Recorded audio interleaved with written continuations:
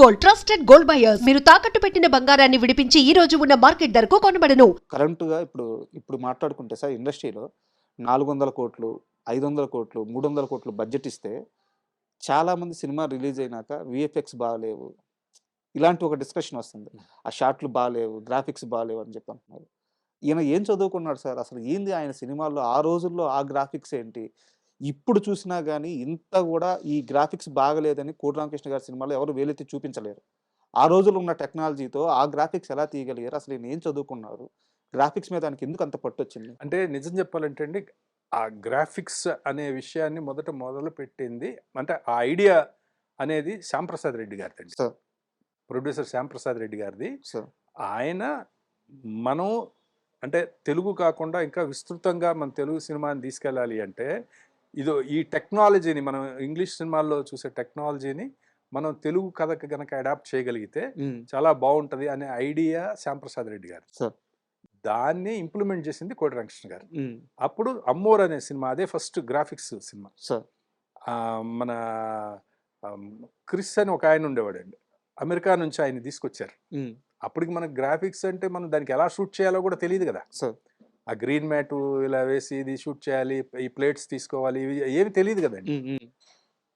అయితే ఏంటంటే కోటి రామకృష్ణ గారిది ఎప్పుడైనా సరే బలమైన నమ్మకం ఏంటంటే పొర్రపాటున కూడా గ్రాఫిక్స్ వల్ల సినిమా ఆడదు, మీరు అద్భుతంగా చేయండి కానీ దానిలో కనెక్ట్ అయ్యే ఎమోషన్ సినిమాలో ఉంటేనే.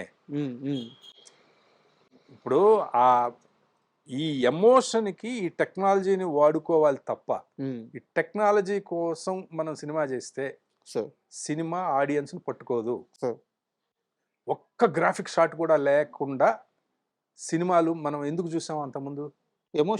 ఆ ఎమోషన్ కనెక్ట్ అవ్వడం, ఆ కథా గమనం మీకు ఆడియన్స్ని పట్టుకుంటే ఇవన్నీ ఏంటంటే కొత్తగా అనిపిస్తాయి, ఫ్రెష్గా అనిపిస్తాయి. ఇప్పుడు అదే ఫీలు మనం మిచ్చల్ కెమెరాలో మన విఠలాచార్య గారు చేసినప్పుడు మనం ఆహా ఓహో అని చప్పట్లు కొట్టాం కదా. ట్రిక్ షాట్స్ అన్ని మిచ్చల్ కెమెరాలో చేసేవాళ్ళు. అవన్నీ ట్రిక్ ఫోటోగ్రఫీ. రవికాంత్ నాగాయిచ్ గారు ఎంత అద్భుతంగా ఉంటాయి. వాటికన్నిటికి ఎందుకు కనెక్ట్ అయ్యాం మనం అంటే ఆ ముందున్న కథా గమనం, ఆ ఎమోషన్స్ అవన్నీ ఉన్నాయి కాబట్టి. ఇప్పుడు రావణాసురుడు అలా వీరాభిమన్యు సినిమాలో, బ్లాక్ అండ్ వైట్ సినిమాలో కుంభకర్ణుడు అలా పడుకొని ఉంటే ఇంత ఉంటారండి, లిల్లీ పుట్స్ లాగా ఇంత ఉంటారు సైనికులు. వాళ్ళందరూ నిద్రపోతుంటే నిచ్చెలు వేసుకుని ఎక్కి పైన ముక్కు మీద వాటి మీద సోలాలు పెట్టి పొడుస్తుంటారు. చాలా మంది సిపాయిలు అందరూ పొడుస్తూ ఉంటారు లేపడానికి. అది చూసి ఆహా ఓహో అని మనం అనుకున్నాం కదా. అంటే ఆ కంటెంట్లో ఉన్న ఇదండి. కంటెంట్ లేకుండా మీరు ఎంత అద్భుతమైన గ్రాఫిక్స్ పెట్టినా అసలు సినిమాలు చూడరండి, చూడరు. ఒకవేళ గ్రాఫిక్స్ బాగోకపోయినా ఆ కథా గమనం, ఆ స్క్రీన్ ప్లేలో మీరు ఆడియన్ని పట్టుకున్న విధానం కనుక గొప్పగా ఉంటే, ఆ ఎమోషన్ కనుక వర్కౌట్ అయితే, ఒకటి అరా గ్రాఫిక్స్ బాగోపోయినా ప్రేక్షకులు క్షమించేస్తారు. ఆయన దీన్ని ఎమోషన్ నమ్ముతారు, ఓకే 100%. బట్ ఈ గ్రాఫిక్స్ ని వేరే రేంజ్కి తీసుకెళ్ళిపోయారు ఆ రోజుల్లో. అది కూడా అవునండి. సార్ నాకు తెలియకే అడుగుతున్నాను, అమ్మోరు సినిమా అప్పటికే మీ జర్నీ ఏం సార్? అక్కడ అమ్మోరు సినిమా అప్పుడు నేను ఉన్నానండి, కానీ ఆ పిక్చర్ కి నేను వర్క్ చేయలేదు. నేను దేవి సినిమాకి వర్క్ చేశాను. ఓకే. ఆ సెకండ్ ఫిల్మ్ దేవి పిక్చర్ కి నేను కో డైరెక్టర్. ఓకే. ఆ పిక్చర్ అంతా గ్రాఫిక్సే కదా.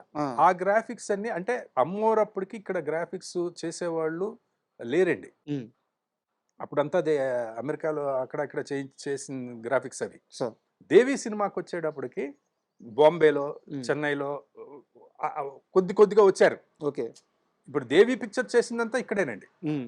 క్రస్ట్ కమ్యూనికేషన్స్ అని బాంబేలో ఉంటారు, వాళ్ళు చేశారు. మరి ఎంత అద్భుతంగా చేశారు అంటే ఆ ఎమోషన్ అండి. అక్కడికి వచ్చేటప్పటికి ఇంత ఎమోషన్ క్రియేట్ చేసి అక్కడ అలా 10 తల పాము వచ్చింది అనుకోండి, ఆ గూస్ బంప్స్ వస్తాయి. ఈ ముందు అంతా ఏమి లేకుండా పేలవంగా వచ్చి మీకు పాము వచ్చినా అది బొమ్మలా ఉంటుంది. అది ఖచ్చితంగా ఫాలో అయ్యేవారండి కోటి రామకృష్ణ గారు. ఆయన సక్సెస్ ఏంటంటే ఆ సీజీ గ్రాఫిక్స్ ఎక్కడ రావాలి, ఎందుకు రావాలి అనేది ఇంపార్టెంట్ మెయిన్. అంటే నాకు అమ్మోరు గురించి కొన్ని క్వశ్చన్లు ఉన్నాయి సార్, అవి తర్వాత అడుగుతాను. మీరు దేవి ప్రస్తావన తీసుకొచ్చారు కాబట్టి ఆ విలన్ ఎక్కడ పట్టారు సార్? ఆయన అంత హైట్ ఉంటాడు. ఆ విలన్ యాక్చువల్గా అతని పేరు అబూ సలీం అండి. అబూ సలీం అని అతను మన కేరళలో ఒక ఎస్ఐ ఓకే. ఆయన. ఆయన అసలు మాకు ముందు అసలు లిస్ట్‌లో లేడండి. హ్మ్. ఒక ఎక్కడో ఆఫ్రికాలోనో ఎక్కడో ఒక ఉండే ఆయన్ని ఎంఎస్ రాజు గారు తీసుకొచ్చారు ఫస్ట్ ఆ క్యారెక్టర్‌కి. హైట్ గీట్ మంచి పర్సనాలిటీ ఉండి అతనికి ఆ గెటప్ వేసి చూసాం కానీ అతనికి ఒక్క ముక్క కూడా తెలుగు రాదు. తెలుగు రాదు. అతను దాన్ని పట్టుకోలేకపోతున్నాడు ఏది చెప్పినా కూడా. ఒకవేళ ఎవరైనా అది ఇటు ఇంగ్లీష్లో ఎక్కడ ఎక్స్ప్లెయిన్ చేసినా పట్టుకోలేకపోతున్నాడు. తర్వాత మరి అతను వెళ్ళిపోయాడు, షూట్ చేయలేదు, ఊరికే ముందు చూడడమే. వెళ్ళిపోయిన తర్వాత మేము షూటింగ్కి వెళ్ళిపోయాం వైజాగ్కి. విలన్ ఎవరు ఫిక్స్ అవ్వలేదు. అందులో కొత్త హీరో సిజ్జు, తను మలయాళీ యాక్చువల్గా. అప్పుడు ఒక పిక్చర్లో శరత్ కుమార్ గారి పిక్చర్లో పక్కన ఉన్న ఒక ఫ్రెండ్స్ క్యారెక్టర్లలో 4 క్యారెక్టర్లలో ఏదో ఒక స్టూడెంట్ లీడర్గా చేశాడు అతను తమిళ పిక్చర్లో. ఇతను ఎవరో బాగున్నాడే అని పికప్ చేసినాడు సిజ్జు. ఓకే. సరే అతను హీరోగా చేస్తున్నాడు. ఒకసారి ఏంటంటే అతని దగ్గర చిన్న ఆల్బమ్ ఉంది, ఫోటో ఆల్బమ్.